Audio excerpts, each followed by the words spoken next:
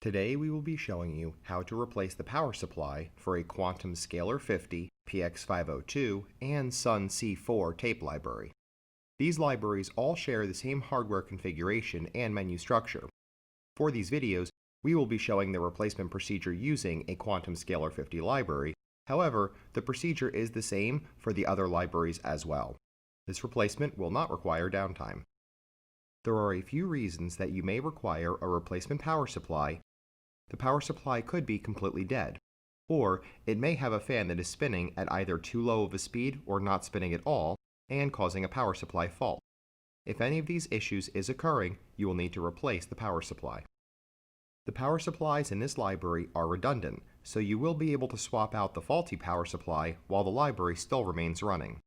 The first thing you will need to do is identify the faulty power supply location. Each power supply has a DC OK indicator light that will turn off when a fault has occurred. Once you have identified the faulty power supply and its location, you will first need to remove the power cord from it. Then you will need to undo the captive screw that holds the power supply in place. Once this screw is undone, you can pull the faulty power supply straight back and out of the library and set it to the side. Now you can take the replacement power supply and line it up with the empty power supply bay. Push the power supply in firmly until it is fully seated, and then secure it by tightening down the captive screw. Finish by plugging the power cord back into the power supply and ensuring that the DC OK light comes on when you do so. If you have any issues with the power supply replacement, or the replacement power supply does not fix your power supply errors, please open a ticket through the Rocket Plus customer portal.